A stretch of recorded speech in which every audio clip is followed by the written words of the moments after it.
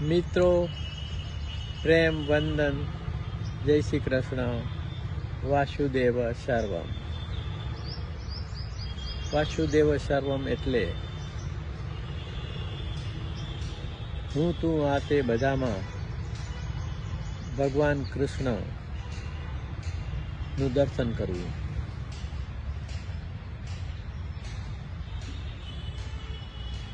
ભગવાન શ્રી કૃષ્ણ ગીતામાં એક શ્લોકમાં કહે છે કે અહમ આત્મા ગુડાકેશ સર્વભૂતાશય સ્થિત અહમ આદિશ્ય મધ્યમ ચ ભૂતાનામંત એવ ચ. હું બધા ભૂતોના હૃદયમાં રહેલો છું અને બધાનો આદિ મધ્ય અને અંત છું. બીજા એક શ્લોકમાં પ્રભુ કહે છે કે ઈશ્વર સર્વભૂતાનામ હૃદય અર્જુન તિષ્ઠતિ ભ્રામયન સર્વભૂતાની યંત્રારૂઢાની માયયા. હું આ ચરાચર સૌ ભૂતોના હૃદયમાં બેઠો છું અને યંત્ર ઉપર આરૂઢ થયેલા આ બધા માણસોને તેમના કર્મો પ્રમાણે માયાની ગતિ મુજબ ભમાવું છું. તો માણસ મશીન છે, માણસ યંત્ર છે એવું કૃષ્ણ ભગવાને 5000 વર્ષ પહેલા પણ કહ્યું છે. આપણે મશીન છીએ, આપણે યંત્ર છીએ, એટલે આપણે શું કરીએ છીએ તે આપણે જાણતા નથી. જીવન આખું યંત્રવત ચાલ્યા કરે છે. એ મશીનની અંદર જે એક મોટર છે એને આપણે જાણી શકતા નથી. વાત છે આત્માની, ખરેખરા હુંની, અને એ અવસ્થા પ્રાપ્ત કરવાની વાત છે. એટલે કે તત્વમસી અહમ બ્રહ્માસ્મિ, સર્વ ખલ્વિદમ બ્રહ્મ થવું અને હું તું આ તેમાં સર્વભૂતસ્થ આત્માનમ સર્વભૂતાની સાત્મની ઈક્ષતે યોગ યુક્તાત્મા સર્વત્ર સમદર્શન. તો એવું સમદર્શન કરવું. અને ભગવાન આપણા હૃદયમાં રહે છે એવું ગીતામાં અન્ય જગ્યાએ પણ સાહેબ ભગવાન કહે છે કે મમે વાસો જીવલોકે જીવભૂત સનાતન મન સંસ્થાનિન્દ્રિયાણી પ્રકૃતિ સ્થાની કરસતી શ્રોત્રમ ચક્ષુ સ્પર્શનમ ચ રસનમ ધ્રાણમેવ ચ અધિષ્ઠાય મનસ્સાયમ વિષયાનુપસેવતે. તો આપણામાં જ જીવાત્મા રૂપે પરમાત્મા બેઠા છે અને પ્રકૃતિમાંથી મન સહિતની બધી ઇન્દ્રિયોને ખેંચી અને એના સહારે આપણે એવું લાગે છે કે આપણે જીવી રહ્યા છીએ. તો એના સંદર્ભે આ એક નાનકડી રચના છે મિત્રો, વાંચું છું. શબ્દો ક્લિષ્ટ લાગે પણ થોડી વચ્ચે ટીકા ટિપ્પણ કરી અને સમજાવવા પ્રયત્ન કરું છું કે ખરેખરો હું છૂટો દેહમાં, ખરેખરો હું છૂટો દેહમાં, નકલી હુંઓ રાખે દેહમાં. તો આપણા જે અનેક હુંઓના સમૂહ છીએ, દરેક વિચાર, દરેક લાગણી, દરેક માન્યતા, દરેક ગમા અણગમાના જે હુંઓ ઘડી આવી અને આપણી જાત હું છું એમ સમજાવે છે, એ આપણા બંધનનું કારણ છે. તો નકલી હુંઓ રાખે દેહમાં, નહીતર ખરેખરો હું છૂટો દેહમાં. તો આત્મા રૂપે જે આપણો હું છે, જે ખરેખરો હું છે, જે જાણનાર સાક્ષી છે, એ તો સાવ છૂટો છવાયો છે. તો ખરેખરો હું છૂટો દેહમાં નકલી હુંઓ રાખે દેહમાં, પિંજર કહ્યું એથી દેહને, પિંજર કહ્યું એથી દેહને, આકાશ તારું નથી દેહમાં. તો દેટ ઇઝ વાય આપણે આ દેહને એક પિંજર કહ્યું છે, જે 50, 60, 70, 80 કે 100 વર્ષ સુધી આપણે એમાં રહીએ છીએ, અને પછી પંખીડાને આ પિંજરું જૂનું જૂનું લાગે,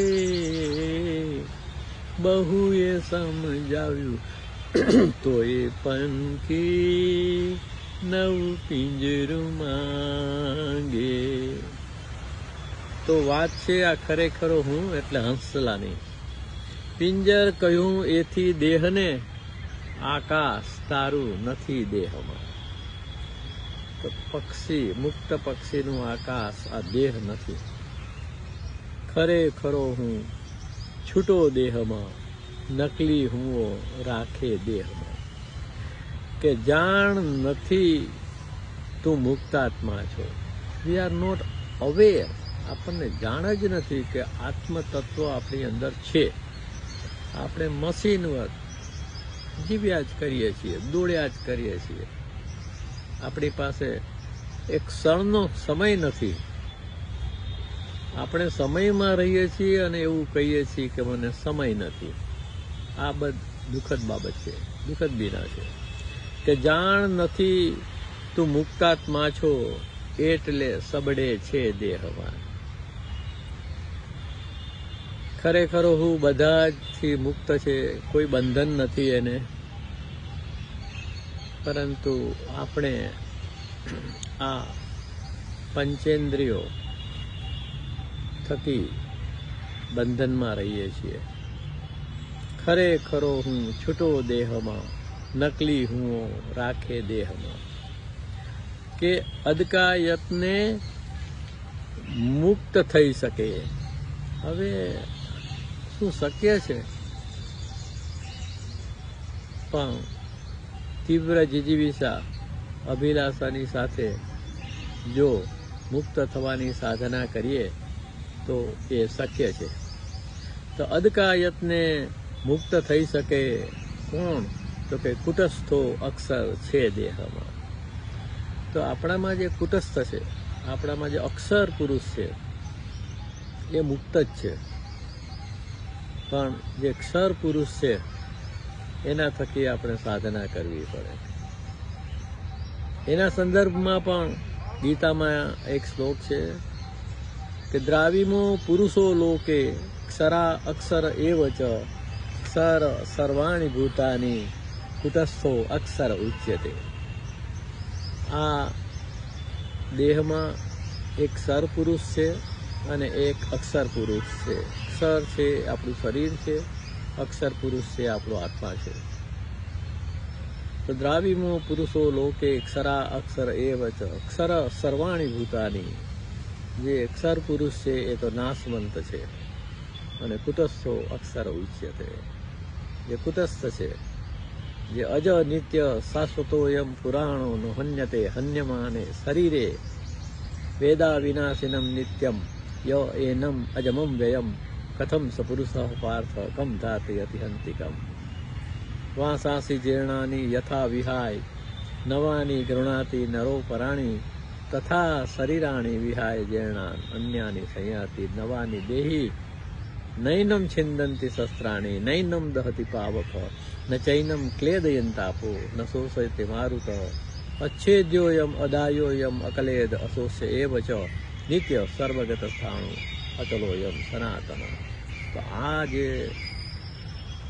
અક્ષર પુરુષ છે એને ઓળખી લેવો એ જ જીવનનો એક ઉદ્દેશ્ય છે. કે અદકાયતને મુક્ત થઈ શકે. કુટસ્થો અક્ષર છે દેહમાં, એક શાંત થઈ નિરખ બધું.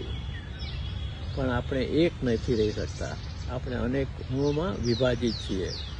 એક શાંત થઈ નિરખ બધું. આપણે જે પણ જોઈએ છીએ એ એકમુખી અવધાનથી જોઈએ છીએ, એટલે આપણી જાતને ખોઈ મૂકીએ છીએ. દ્વિમુખી અવધાન, બાય ડાયરેક્શનલ એટેન્શન.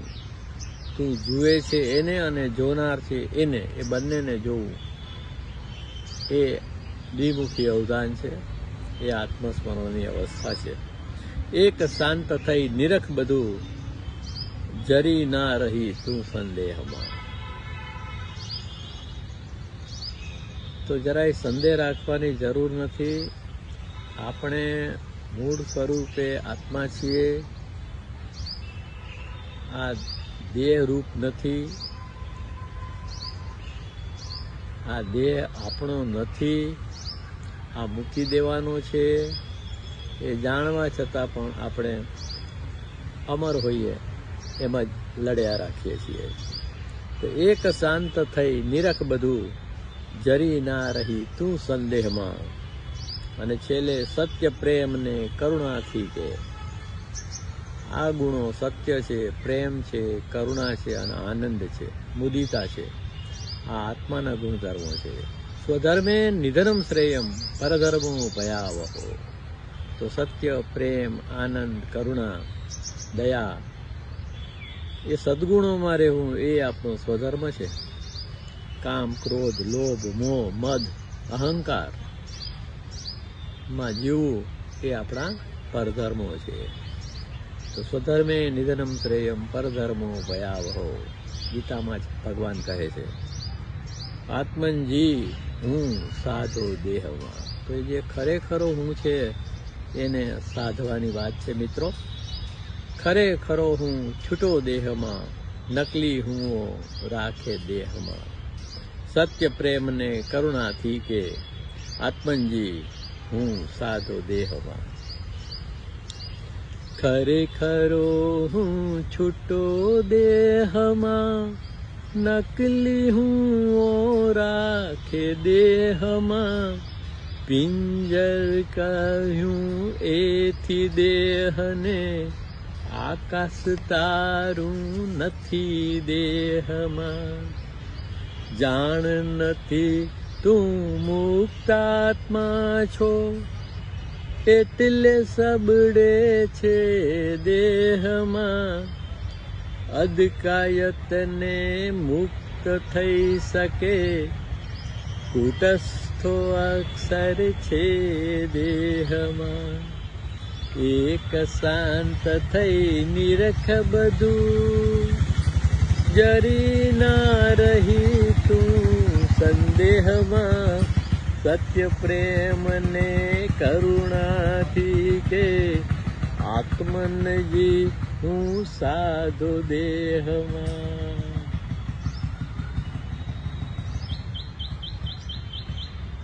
આપ જોઈ શકો છો સૂરજના કિરણો વૃક્ષની વચ્ચેથી આવી રહ્યા છે. सूरज रे जलते रहना, सूरज रे जलते रहना.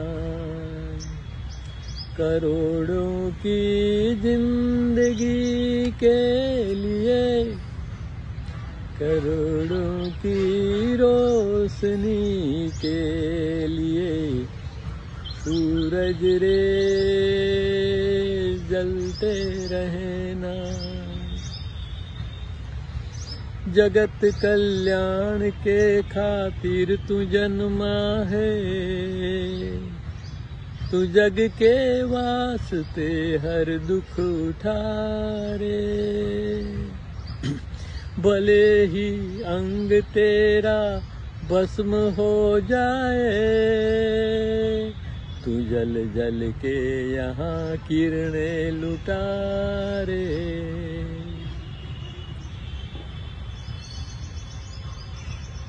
ભગવાન કૃષ્ણએ ગીતા સૌથી પહેલી આદિદેવ સૂર્યદેવને કહી હતી. સવારે ઉઠી અને દરેક મનુષ્યએ સૂર્યના નમસ્કાર કરવા જોઈએ અને બને તો સૂર્યાસ્તકમનો પાઠ કરવો જોઈએ. આદિદેવ નમસ્તુભ્યમ પ્રભાકર નમસ્તુતે, સપ્તા સ્વરથ આરૂઢમ प्रचण्डं कस्य आत्मजं श्वेतपद्मधरं देवं तं सूर्यं प्रणमाम्यहम्।